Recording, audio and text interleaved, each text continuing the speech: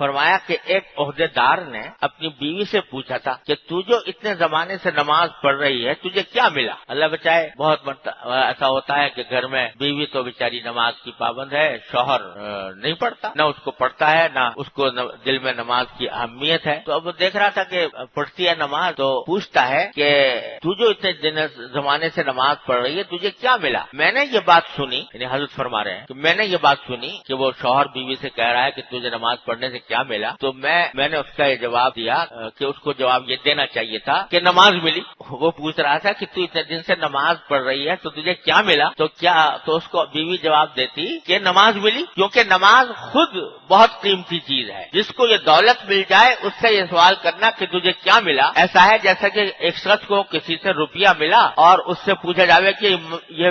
تو نے روپیہ لے کر کیا ملا تجھے، تو وہ تو خود دولت ہے، اس دولت کے لیے یہ پوچھنا کہ تجھے کیا ملا یہ احمقانہ سوال ہے۔ جیسا کہ ایک شخص کو کسی سے روپیہ وصول ہوا اور اس سے پوچھا جاوے کہ مال لے کر تجھے کیا ملا، ہر شخص اس سوال کو فضول کہے گا، کیونکہ مال خود مطلوب ہے، اس کے مل جانے کے بعد کسی اور چیز کے ملنے کی کیا ضرورت۔ اسی طرح نماز خود مطلوب ہے، جس کو یہ مل گئی اس سے یہ پوچھنا کہ تجھے کیا ملا حماقت ہے۔ اور دخول جنت کو جو نماز کا ثمرہ کہا جاتا ہے تو وہ بھی نماز کا ایک ثمرہ ہے، ورنہ حقیقت میں نماز خود مطلوب ہے، کیونکہ اس کی حقیقت قرب حق ہے۔ قرآن مجید میں ہے ایک آیت ہے، آیت سجدہ ہے، جس کا ترجمہ یہ ہے کہ سجدہ کرو اور قریب آ جاؤ، یعنی سجدہ کر کے قرب و وصال حاصل ہوتا ہے۔ اور حدیث شریف میں ہے کہ اقرب ما یکون العبد حین یسجد فی الصلاۃ، کہ انسان کو اللہ تعالیٰ کا سب سے زیادہ قرب سجدے میں ہوتا ہے، اور ظاہر ہے جنت بھی قرب ہی کے لیے مطلوب ہے، بالذات مقصود نہیں۔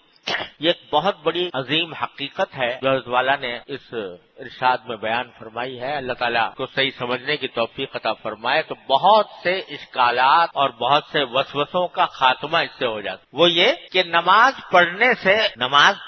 سے بعض لوگ یہ سوچتے ہیں کہ نماز پڑھنے سے کیا مقصود حاصل ہوا۔ کچھ لوگوں نے نماز کے کچھ دنیاوی مفادات سوچ رکھے ہیں کہ بھئی نماز جب پڑھے گا بندہ تو اس کے اوپر مصیبتیں کم آئیں گی، اس کے اوپر آفتیں کم آئیں گی، اس کی دنیاوی زندگی اچھی ہوگی وغیرہ وغیرہ۔ اب اگر کبھی نہیں ہوتی، باوجود نماز پڑھنے کے فرض کرو کہ کوئی تکلیف آ گئی، کوئی پریشانی آ گئی، تو یہ سمجھتا ہے کہ معاذ اللہ نمازیں تو رائے گا چلی گئی، یہ دھیان دل میں پیدا ہو جاتا ہے۔ قرآن کریم نے ایسے لوگوں کا ذکر کرتے ہوئے فرمایا کہ وَمِنَ النَّاسِ مَن يَعْبُدُ اللَّهَ عَلَى حَرْفٍ فَإِنْ أَصَابَهُ خَيْرٌ اطْمَأَنَّ بِهِ وَإِنْ أَصَابَهُ فِتْنَةٌ انقلب عَلَى وجهه، کہ بعض لوگ ایسے ہیں کہ جو اللہ کی عبادت کرتے ہیں تو کنارے پہ کھڑے ہو کے کرتے ہیں کہ اگر عبادت کرنے کے نتیجے میں کچھ دنیا کا مفاد حاصل ہو گیا تب تو مطمئن ہو گئے، ہاں بھائی نماز پڑھنی شروع کی تھی، روزگار مل گیا، نماز پڑھنی شروع کی تھی، قرضہ ادا ہو گیا، نماز پڑھنی شروع کی تھی، بیماری دور ہو گئی وغیرہ۔ اور اگر کوئی آزمائش آ گئی کہ نماز پڑھ رہا تھا، نماز پڑھنے کے باوجود کوئی تکلیف آ گئی، پریشانی آ گئی، تو انقلب علی وجہہ، یعنی وہ پلٹ جاتا ہے کہ بھئی نماز سے تو کچھ فائدہ ہی نہ ہوا۔ حضرت نے ایک واعظ میں ایک لطیفہ لکھا ہے کہ ایک مولوی صاحب تھے، وہ کسی دیہاتی کو نماز کی تبلیغ کر رہے کہ بھئی نماز پڑھا کر، تو وہ کہنے لگا کہ اجی کیا ملے گا نماز پڑھنے میں؟ تو اس نے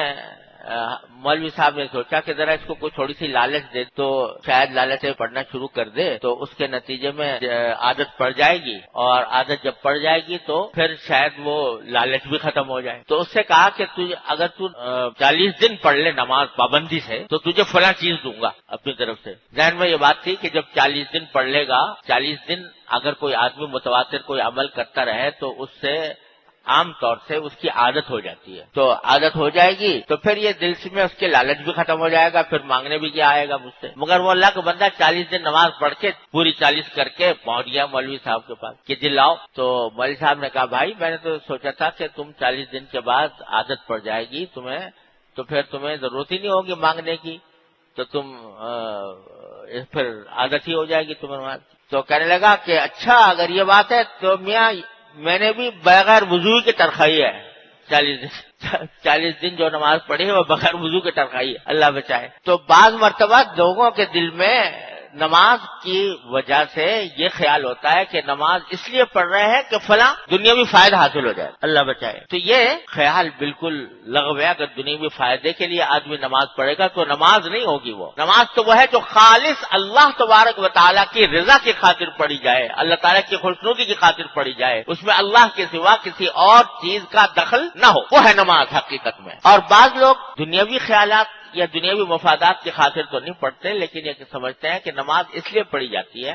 تاکہ اس سے جنت ملے۔ یہ تو اچھے لوگوں کے دل میں خیال ہوتا ہے کہ نماز اس لیے پڑھی جا رہی ہے تاکہ جنت ملے اس سے۔ تو خوب سمجھ لو حضرت جو یہاں پر بات فرما رہے ہیں وہ یہ ہے کہ بے شک جنت نماز کا ایک نتیجہ ہے، انشاءاللہ نماز اگر ٹھیک سے پڑھی جنت ملے گی انشاءاللہ، لیکن یہ نہ سمجھے کہ نماز محض ذریعہ ہے جنت پہنچنے کا اور اس کا یہ بذات خود کوئی مقصود نہیں۔ نماز بذات خود مقصود ہے، بذات خود مطلوب ہے، کیوں؟ اس لیے کہ یہ اللہ تبارک و تعالیٰ کے قرب کا ایک ذریعہ ہے۔ اللہ تعالیٰ نے فرمایا کہ سجدے میں جاؤ اور میرے قریب آ جاؤ، اور یہ فرمایا کہ بندہ اللہ تبارک و تعالیٰ سب سے زیادہ قریب ہوتا ہے سجدے کی حالت میں۔ جب سجدہ